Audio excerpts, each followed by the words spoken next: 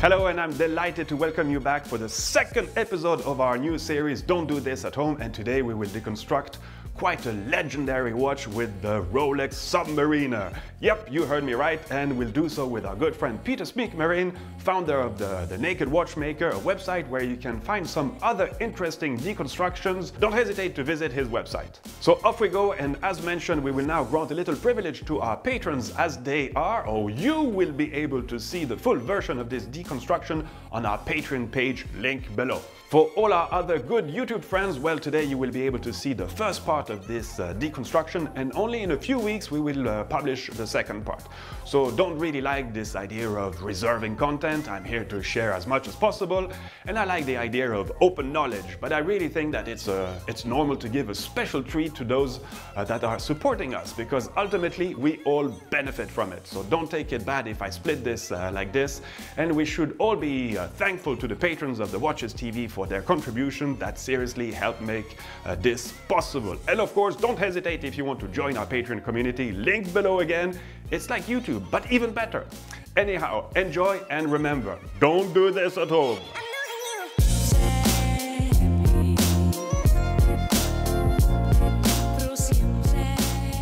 Today I'm going to deconstruct a modern Rolex Submariner. The Submariner was originally designed and made in 1953. This particular version is a modern version which was originally sold in 2014. So the case has marks of tarnishing, scratches and general wear. It is the daily work of the daily watch of the owner, who's been kind enough to donate the watch for this deconstruction. The first thing that I will do is remove the strap so that we can access the case back and then access the movement. Small details, but even the spring bars on this watch are more robust and stronger than in almost any other watch I've ever worked on.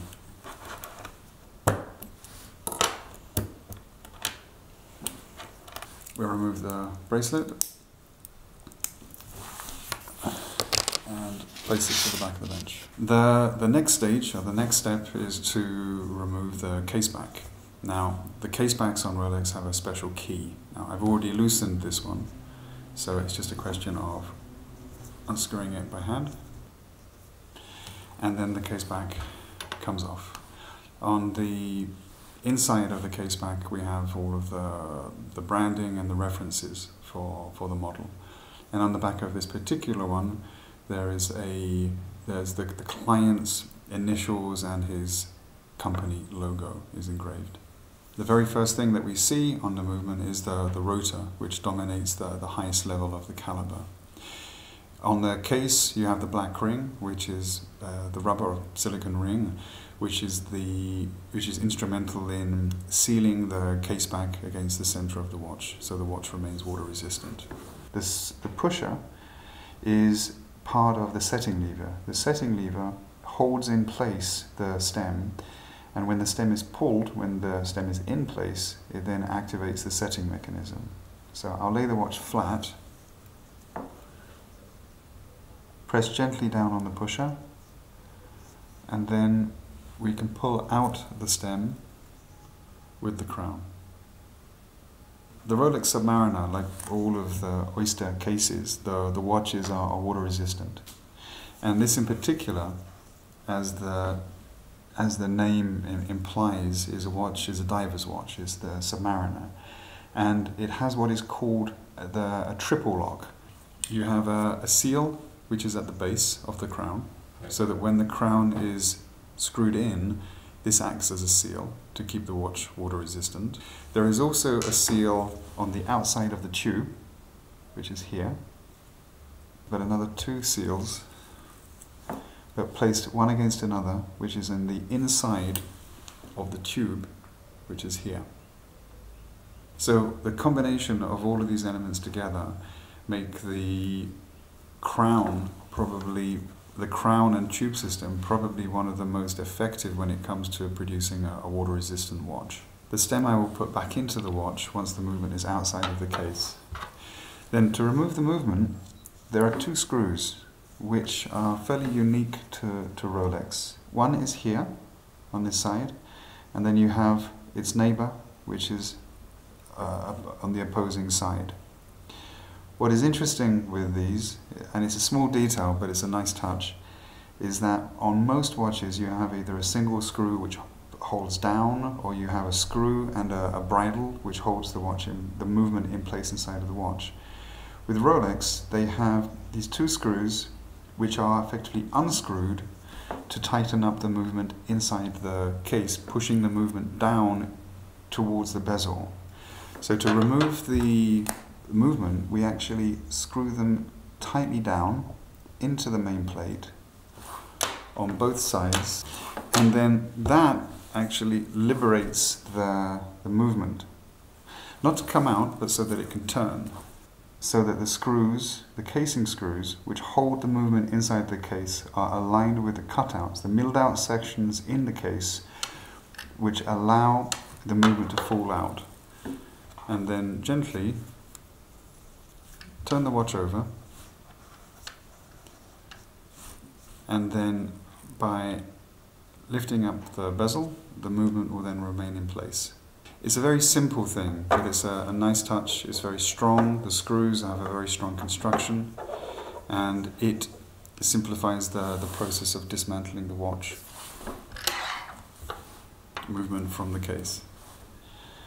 Now we see the movement without the case. And the first thing that I'll do is replace the winding crown. When removing the stem to the movement, I do not need to press the button on the other side. I can just push the stem and it just slots in place, facilitating the process of assembly. So we have the movement outside of the case, and then you see the movement. Now, the next step is to remove the hands and then remove the dial.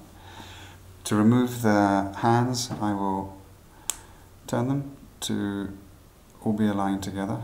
I always place the plastic over the dial to protect the dial when I'm levering down on it, and also to prevent the hands from being ejected into orbit.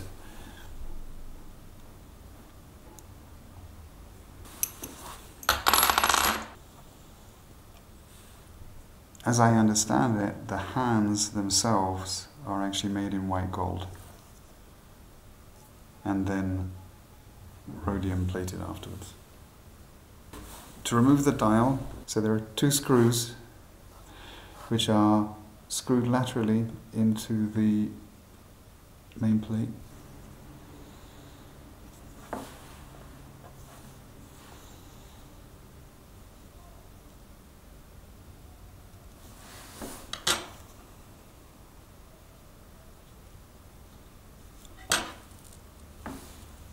And then the dial simply falls off. You see the bare metal of the underside. You have the references again, the Rolex, and it's the reference in relation to the dial. All of the little millings which are inside of the dial, these are the backs of all the indexes which are placed onto the dial on this side. They are all milled down. The indexes are then have 2 feet or 3 feet, which are then pinned into the dial, and then each one is riveted with a pyramid-ended punch to be able to ensure that it never moves. So all mechanical. There's no brazing, there's no cement used. It's made for life. On the dial side, there's actually a large disc that covers the whole of the main plate, which is probably to ensure that the winding crown is actually based in the center of the case. Everything is well positioned. This version is without a calendar, and sometimes they come with calendar. So the calendar version, I would imagine, has extra thickness, and the plate then balances up for the lack of a calendar. The next step to be able to dismantle is to remove the automatic block, which is the automatic rotor with all of the automatic mechanism. So the automatic block is held in place by 2 screws. So I'll remove the 2 screws, and the entire block will then be freed.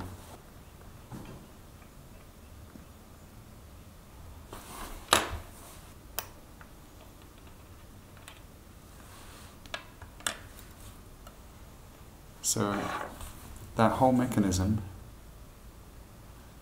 that all of what I've just taken off is all part of the automatic. It winds in both directions. The pinion which I'm pointing to here is the pinion which drives directly the ratchet wheel, which is above the barrel. To dismantle or to remove the rotor from the bridges is actually very, very simple. Very nicely designed. There is a little clip system which is here, and you have a little hole, and you move that hole to one side, and then you can simply remove the whole of the block. And now you see the rotor with its axle in the center, and the rotor is completely free.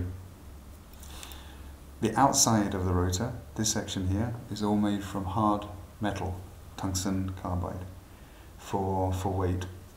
It's held in place by these 3 rivets. Then you have a thin piece of metal in the side with these cutouts, and the cutouts are there to form a type of shock resistance or shock protection, so that when the watch gets knocked, and as a sports watch it will get knocked, the actual axe in the center is protected. So all the force caused by that knock and that heavy metal mass is absorbed by this section, opposed to the actual axe. The axle itself is riveted in place within the watch. And historically, from experience I had many, many years ago, one of the only parts of this watch which actually wears is that rotor axe. And then every 7 to 10 years, that axe is then removed and a new one is then replaced. And then you have the rotor block. To dismantle the rotor block, you turn it over, and then there are 3 screws.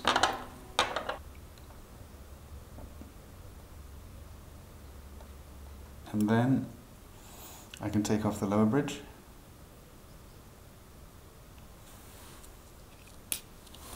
And then underneath you see the 2 reverser wheels and the ratchet wheels within them, and the wheel upon which the 2 of them mesh, which is this piece. And this is the one in the pinion which is here, which then winds directly the ratchet wheel, or placed on top of the barrel. These are the ratchet wheels inside of the reverser blocks, 2 identical.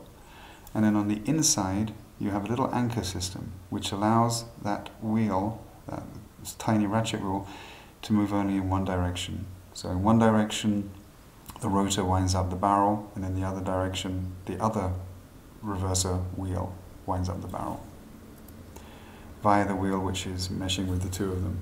And there's a little steel pinion which is here. That pinion, where it has an olive-shaped or an oval-shaped hole cut out of it, is what then meshes with the rotor. And then all the force of that rotor turning around then pushes on that pinion, and then in turn is pushing on the other automatic wheels. There's no need to dismantle the little clip system. That can remain as it is. On top of the bridge you have all of the Rolex engraving. Geneva, Swiss, Rolex, 31 jewels, adjusted to 5 positions. The bridges are decorated. All of the engraving with the numbers is then filled, or rather plated, with a yellow gold, which is then protected, and then all of the other surface is then rhodium plated. Then the protection for the engraving is removed, which then reveals the yellow, which then gives you this nice contrast between the yellow and the white, or the chrome color of the rhodium. You couple that with the rubies, the synthetic red rubies, and the diamond cut angles and you have a very nicely finished, industrially finished, mass-produced finished, but really quite a beautiful component. Okay, so now you have the movement without the automatic mechanism. And now that the automatic mechanism is out of place, we can let down the power. This is the ratchet wheel, which is right on top of the barrel arbor, winding up the mainspring. Next to it here is a small jewel, which in turn associates with this wheel, which is then part of the automatic mechanism, which sits on top and then drives, winding up the ratchet wheel, which is here. This is the click, which prevents the power from winding down. And on the other side here, you have two wheels, or two pinions, which can manually wind up the piece. But when the automatic mechanism is winding up the ratchet wheel, this wheel here, or this pinion here, is then pushed to one side. So it only engages when you actually wind it up manually. To let down the power, move the click to one side, and then gently, whilst holding the stem, release the ratchet wheel. To continue the deconstruction, the dismantling of the movement, I would take away the balance, because it's the most fragile part. So what Rolex have done here, which is a nice touch, is they have what I've called a balance guard, which is this bridge, which is around the balance. Now the reason I believe that is there is that if the watch was to receive a knock when it is fully assembled, and the rotor, which is large, that has this huge heavy metal tungsten weight on it, the whole thing will flex. And to protect the assembly, the balance, especially the stud, which is here holding the balance, that rotor could then knock down and touch that guard, and then in turn protecting the whole of the balance assembly. It's a nice pragmatic solution, very simple to a potential problem for a sports watch.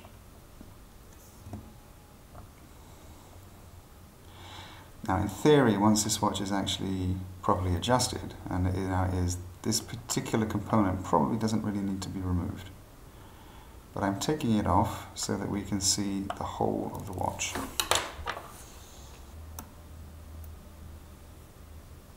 One thing which I should add is that underneath that guard there is a cutout here in the main plate, and that is so that the watchmaker can actually have visibility and see the functioning of the escapement from this side when the watch is fully assembled. Now we have complete access to the visibility, to seeing the whole of the balance with its Breguet overcoil. It only has a stud holder with the balance spring, which comes directly out, which is clamped here. This is actually a really lovely execution of a stud. The spring is not at all deformed, there's no pin, it is actually held in place inside of the stud, flat, it's sandwiched between a plate and the stud. Tightened up by the screw, which you can see here, coming out laterally. There's no index to adjust the length of the balance spring. It has what is called a free-sprung balance, and the way that the watch is actually adjusted is that you have these little bolts which are on opposing sides, here and every 90 degrees. And to adjust the timekeeping, those bolts are adjusted in and out, rather closer to the center or further out. To speed them up, speed the balance up by a few seconds, by a second, it can be adjusted towards and both equally on opposing sides. And to slow the watch down, the bolt is then effectively tightened into the rim. And there are special keys, special tools to actually make that happen, called microstellar adjusters. Just another little feature, the balance has a KIF shock absorber, which you see here, you have it on both sides. And the escape wheel also has a KIF spring. Now this is not a shock absorber, this is just a way to have an escape wheel which has an end piece, an end jewel, and that end jewel in turn is held down by a spring. The mechanism is made like this so that you can actually undo the spring and then thoroughly clean the components, re-lubricate, and then the spring holds the assembly together afterwards.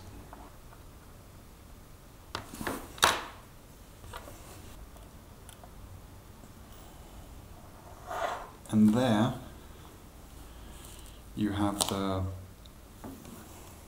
brain of the watch, the balance, the most delicate and the most complex part of the entire construction. Okay, if I turn it upside down,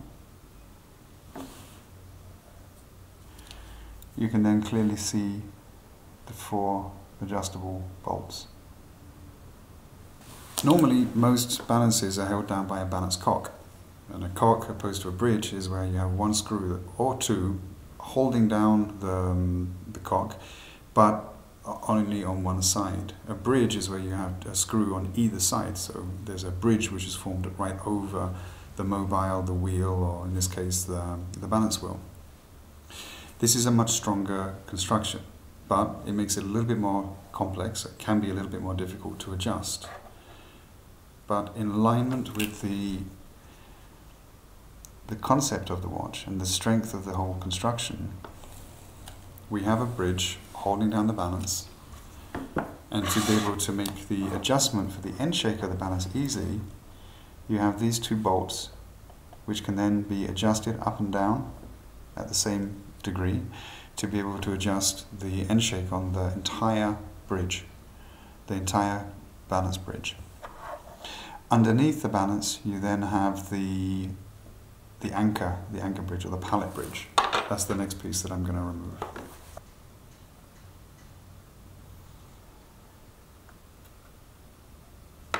Okay, that's the pallet bridge, sorry, the pallet cock.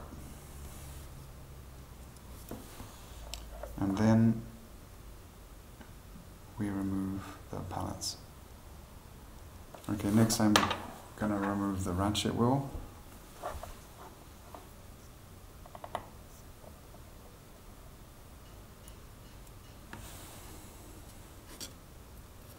And what is nice, underneath the ratchet wheel, you see that even the barrel bearing is a jewel. Not always the case.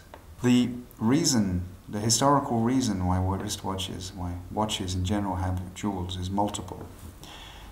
The jewel allows an easier adjustment of the end shake of the mobile which it holds in place. It also acts as a reservoir for the lubrication which is used to be able to oil or grease the different pieces.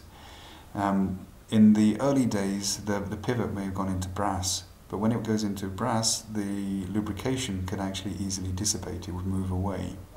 With jewels, when it's clean, everything actually remains in its own place. And the last thing is that when you have steel against ruby, where everything is perfectly polished, the result is considerably less friction than you would have otherwise. The rubies themselves, or the jewels themselves, don't really have any major value. They're very inexpensive. Something which people tend to not fully understand, but technically they have incredible value. Now I'm going to remove the main frame bridge. Also, this time held down by 3 screws.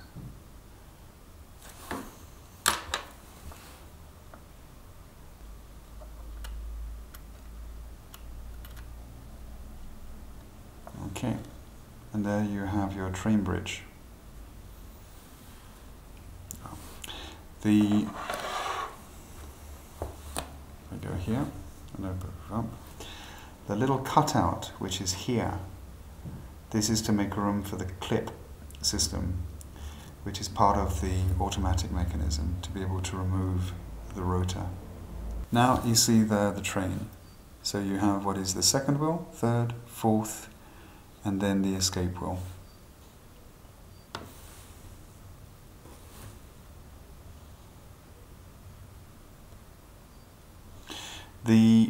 The fourth wheel has an extended pivot, and it's upon the pivot that the seconds hand is then pushed.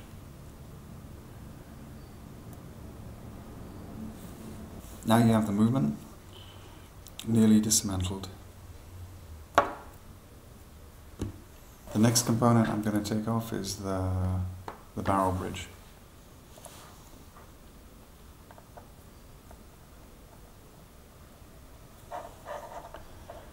So there you have the barrel bridge, holding in place the barrel. The barrel has a mainspring inside of it, and the mainspring itself is actually quite interesting because the mainsprings are made of a special alloy that in essence don't break under normal circumstances. And the form of the mainspring when it is actually unwound is in the form of an S, and when it actually is functioning, the power is fairly consistent from the moment that you start to the moment that you actually finish. At the end of the mainspring you have what we call a bridle, and that bridle will then slip against the inside of the barrel so that the mainspring will continue to wind and continue to slip as the automatic winds up the mainspring. So it can't be broken, it can't be overwound, and it's a safety, it's a security system. Okay, there are two final components which I'm going to remove from this side. One is the bridge which holds down the pinion upon which the cannon pinion is actually pushed onto, and in turn is the bearing surface for the seconds wheel or fourth wheel.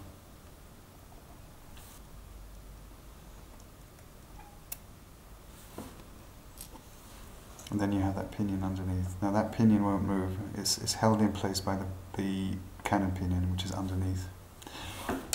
The last bridge to be removed is the upper crown bridge. There you go. And then on the underside of the upper crown bridge, you have a pinion which meshes with the winding mechanism, directly connected to the winding crown, and then transmits power to the ratchet wheel. So pretty much everything that I'm going to take off has been removed. There's just one piece which will come off easily now, which is this. This is the brake. This pin here is part of the setting mechanism.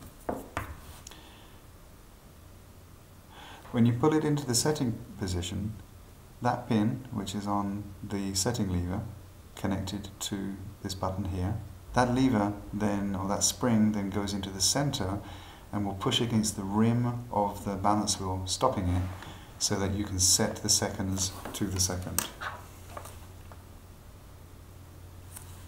So on the movement side, or the bridge side of the watch is now fully dismantled. Now we're going to flip the movement over and then take apart the other side. One of the nice things about these calipers is that they're very much designed for, in my perception, they're designed for the watchmaker to make his life as easy as possible. And then that plaque, that plate, can then be removed. All of the holes are for visibility, to be able to see all of the jewels and the functional pieces which are underneath. Now, even though this is hidden underneath the dial, it has still been nicely decorated with spotting, as you can see. Now, when you remove that plaque, you see, okay, the hour wheel, which I'm going to take off, and then you see all of these other cutouts. Now, all of these other cutouts, or millings, I should say, here, these are all parts which are normally destined for the version which has a calendar mechanism on it. And on the other side here, this is all the setting mechanism. And then you have the cannon pinion, which is bang in the center. You have the KIF setting here for the shock absorber, and then you have the escape wheel on the other side.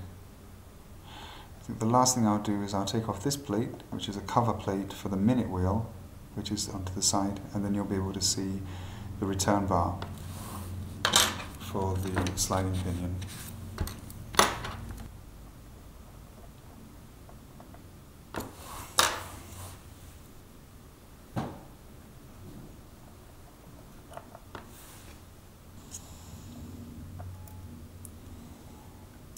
On the underside of this cover plate, you have a little pinion, which is part of the setting mechanism, and you have a little steel cannon, which allows for, or which acts as a spacer.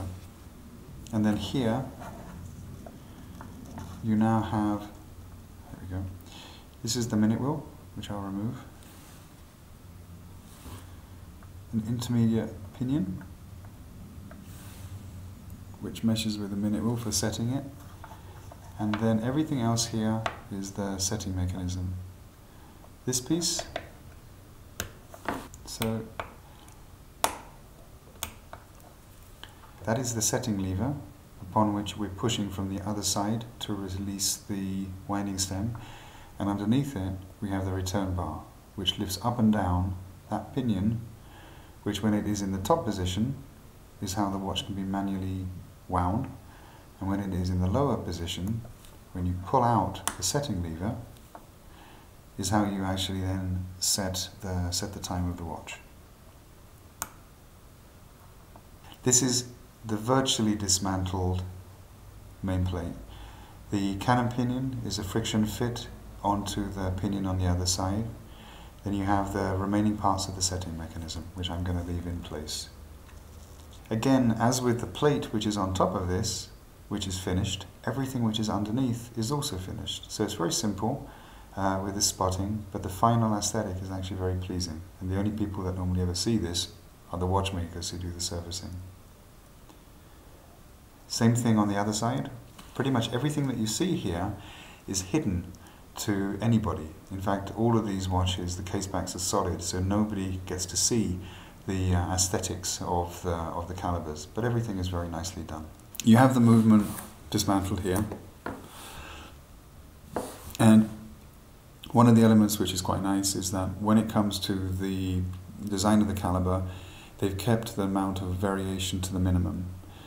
In that, what I mean by that is that the screws, there are 4 or 5 different types, but the majority are 2 sizes and 2 types, which you have in this group, which are here. That just facilitates the whole process so that you reduce the chance of actually mixing up screws and putting them in different places. So you have predominantly 2 types here, and then you have the blued screws, which are for the plaque, and then you have a much larger screw, which is here, which is for the ratchet wheel, and that's a unique screw within the caliber. It's a caliber which is more engineered than the majority of watch calibers that are actually manufactured today. There are in excess of 800,000 of these pieces produced every year, and the consistency and the engineering of manufacture is pretty much the best that you're likely to find. Not in relation to perhaps the final aesthetics and hand finishing, because that's not what this product is, but in relation to a utilitarian, high quality, precise, well engineered product, it ticks pretty much all of the boxes. And I'm just going to go back and just look at the bracelet, because even though a bracelet is just a bracelet, this is actually one of the best that I've ever seen, from the conceptualization, the construction, all the way through to the execution. It's very much designed with securities so that it can not easily come undone whilst it's actually on the wrist.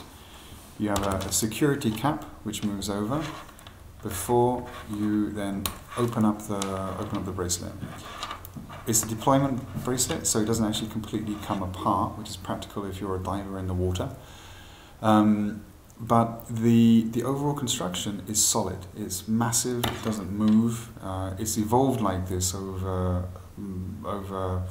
70 or 80 years. But the final result of what we see today is really quite beautiful. To adjust it, when you first buy the watch, there are links which are removed from the end, this section here where the links are actually parallel, they're the same width. So you remove the screws and you can adjust the length.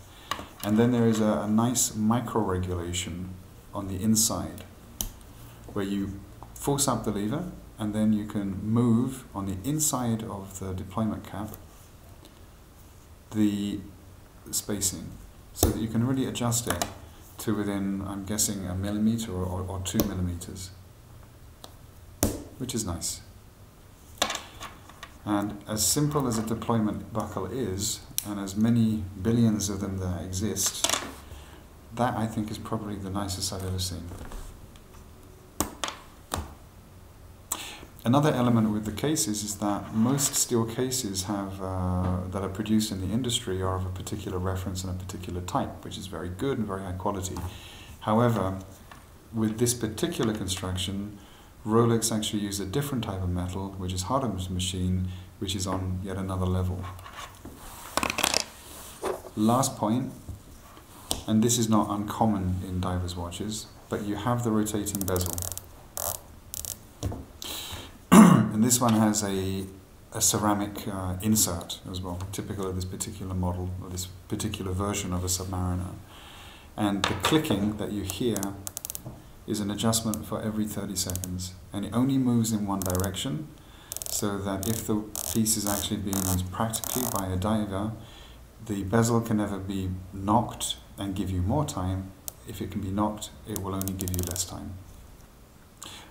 There is another, this is real branding stuff, but actually on the inside of the sapphire, on the inside of the bezel, if you look laterally, I don't know if you can actually go in to here, but you actually have the Rolex name, which is engraved all the way around on the inside of the sapphire on the bezel. So this is it for this deconstruction of one of the most legendary and most successful watch of all time, one that precisely goes through time. And something I think is quite magical about Rolex is that we are indeed talking about some mass-produced watches, and they still retain this very special appeal. Okay, I personally don't possess one, I have a few other priorities on my wish list, but I'm pretty sure that one day I will have one, probably a vintage version though. Well, we'll see about this in the future. So thanks for watching, thanks a lot for supporting us, and see you real soon. All the best, and viva watchmaking!